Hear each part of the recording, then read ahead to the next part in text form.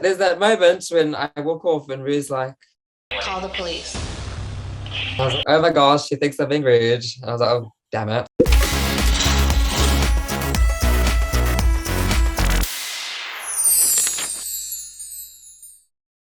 Hello, Starlet, and welcome to the Drag Race Yearbook. How are you, Babs? I'm lovely, and you, Angel? Oh, I'm absolutely fabulous. Today, we're going to have a kiki about your time on Drag Race UK Season 4. Woo! We'll be asking you to nominate your fellow queens in our juicy yearbook categories, yes? Let's do it. But there's only one rule. There's only one. You can't nominate yourself. Got it? Gotcha. Category is biggest drama queen. Sminty or Danny? I think Sminty just because she's chaotic and like the slightest inconvenience, she's like, oh my goodness. And then Danny's like, diva.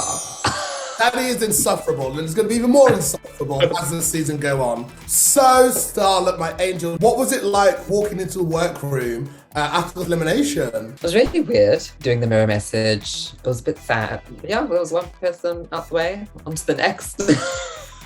One person out, up to the next, anyway, bye! So Rue announced that it was the girl group challenge, and you were selected by Birmingham's own Black Pepper to be in her girl group. What was that like? Were you excited, scared? Was it sort of like the challenge that you were looking forward to? It definitely wasn't the challenge I was looking forward to. It's usually a bit later in the season, but they do love a good shuffle every now and again. I loved working with Pepper. I loved working with everybody in my group. Pepper didn't get aired, but Pepper, so when she was getting ready for Blobby, I was completely ready as Patsy, ready to go. And she was struggling last minute to paint her feet pink. And I was like, let me go help my angel paint her feet. So she was like, Starlet painted my feet pink, so she's going to be in my group. Look at that, sisters supporting sisters. Sorry you had to go near Pepper's feet, but you know what? You gotta do it when you're on the show. You gotta do it. You gotta do it. You gotta do what you gotta do. category is Shadiest Queen. That's a hard one. That's a hard one. A hard one with this cast. Yeah. With this cast. Everyone's shady to an extent. Maybe Sminty. Sminty all round. Sminty's been getting a lot of airtime, and I've been living. She loves the camera. Oh, she does love the camera. The old maiden, that was so funny. Oh my god. Cheddar took offense. That was hilarious. So, we had to talk. The performance, it happened, right? You said you had fun, but what was it like watching it all back? Because being there is one thing and seeing it on screen is another thing. I can see like what the judges were saying, and like I missed the choreo at the start, and they said like I wasn't energetic. Thought I looked great. Well, you said you were having fun. Yeah. Like, even if the face tape was preventing, you looked like you were having a laugh, baby. I honestly, I really enjoyed myself. And in the short amount of time that I have been performing, I've learned that honestly what matters most is that the performers are enjoying themselves and having fun with what they're doing. And I did, whether people believe that or not, that's what happened. Exactly. I agree. In Brum, you know, if you're a bastard, you're having fun. You may not be the most skilled artist, but as long as you're having fun and the crowd is being entertained and we're working the room, that is an entertainer. Come on. So, Baby was quite vocal about her disappointment after the group performance. It looked a bit awkward. How did that go down? Because I know we only see a little bit of snippets. Did you understand why she went off like that? Or was it like a sort of a group consensus that everyone hadn't performed to the best of their abilities? I think we all knew that we all had our weak moments in the performance. I thought Baby's response was a completely human response. Performing is one of her greatest passions, and to do it in front of one of her idols, FK Twigs, she really wanted to do a really good job, and she was upset that she did that. I don't think she didn't do a good job, it was more that we didn't do a good job.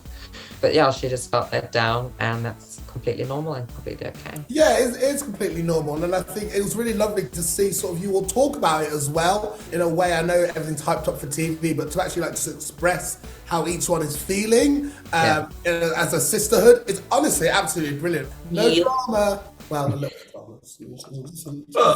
Just a little bit.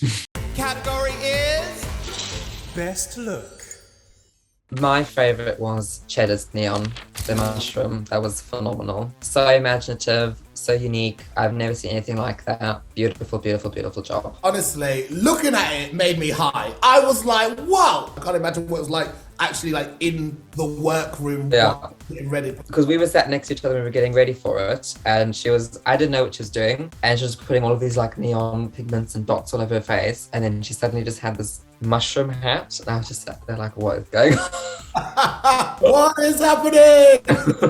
Now, your performances may have not one of the judges, but your looks really did that. You were one of the tops in week 1. Pow! Your entrance look, Ruth said, was one of the greatest she'd ever seen. Pow! And Joanna Lumley loved your Patsy. Wow! Look at that. 3. Look at that. Are you proud of what you achieved on the runway, my angel? I'm so proud of what I brought to the show. It's what I came here to do. I was to bring my visuals and I did it. I wouldn't change a thing. I'm really happy. Exactly. I love that. You did what needed to be done. And you did it well, flawlessly. I love that. So your comments in Untucked about the runway being 50% of the mark caused a little bit of debate online. I'm just wondering, should the judges give more credit for the runway looks that they do already? Because they've already made the looks, they've sorted everything. And even if you're weaker in the challenge, I think the runways are a significant part of it. For example, Brooklyn Heights, when she was in the bottom 2 and she had that great reveal. Yeah, exactly. Still ended up in the bottom 2 with Evie Oddly. Don't get me wrong, great lip sync, but that reveal and that outfit, like, come on. I think that's a really interesting conversation. I think over time, there was a time when looks were highly favoured on Drag Race. Like, it's of course going to evolve over time. They look for different things each season. Each season has its own flavour. And apparently it just wasn't this season. It's a big debate online, and so I completely understand where you come from as well. And I think, yeah, the runways are important because sometimes if you had a bad performance, you can pull it out on the runway. Yeah, but then also, like, what's the point of having them if they're not important? There we go. And it's true. It is the truth. It's the truth because you see throughout the years and throughout the seasons that like some people who are like in the bottom are wearing some fantastic looks. Literally. They can't move in. Relatable content.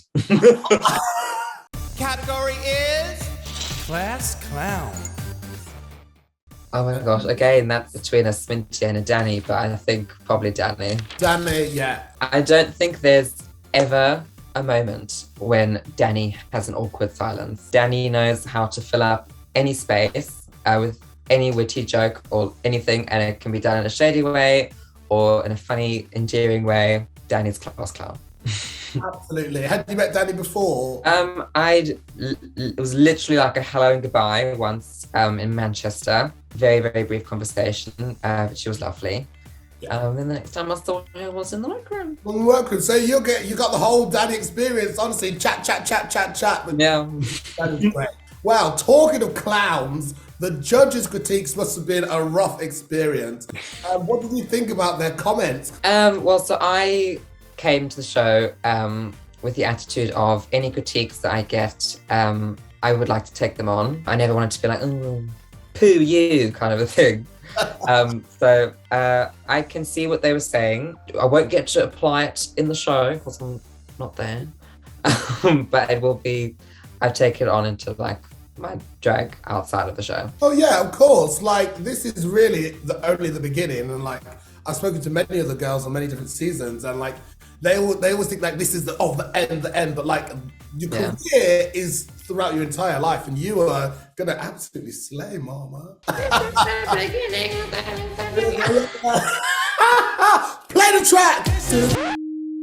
Oh my goodness. Well, unfortunately, you ended up in the lip sync and lost to Jombers, but your exit was high drama, okay? Was it? Well, I think I was there watching it. Oh, you behind me. What were you thinking in that moment? So it was a really intense emotional moment for me. I was completely heartbroken. I did my exit line at the front of the stage.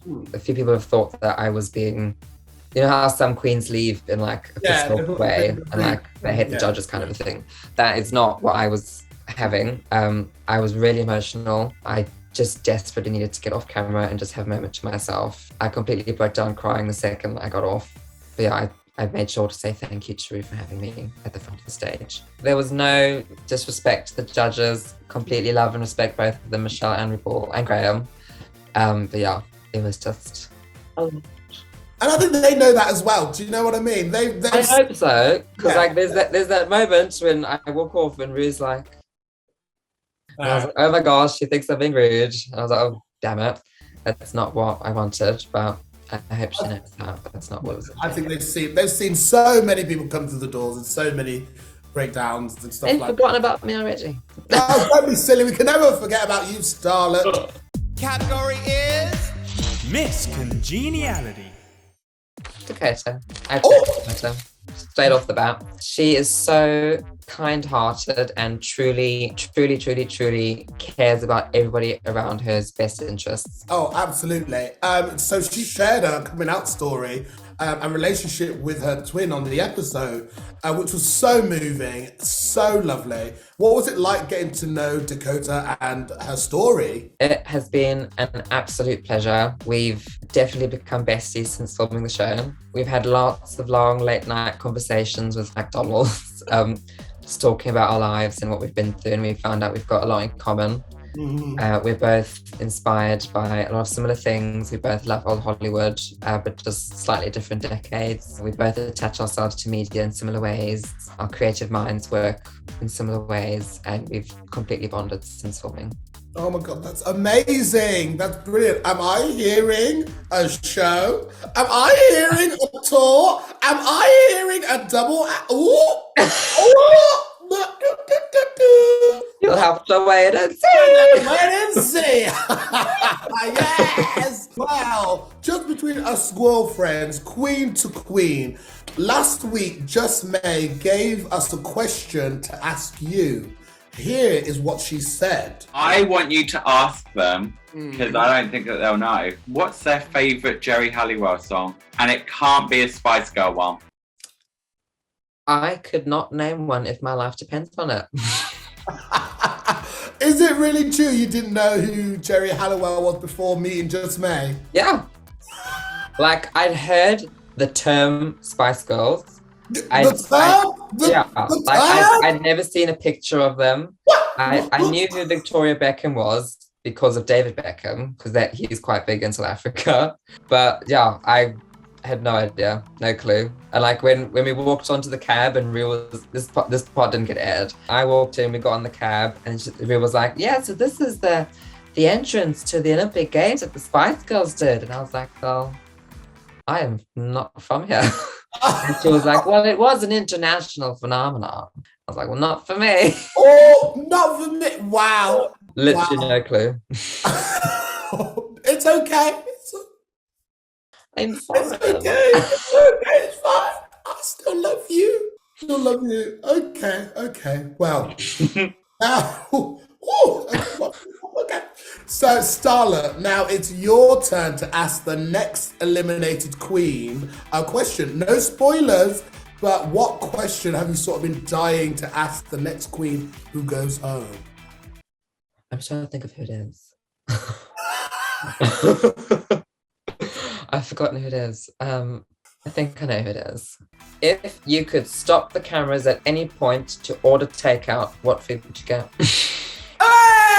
Hey, that's a good one. Hey, I absolutely love that. Miss Personality. Oh, she's the personality queen.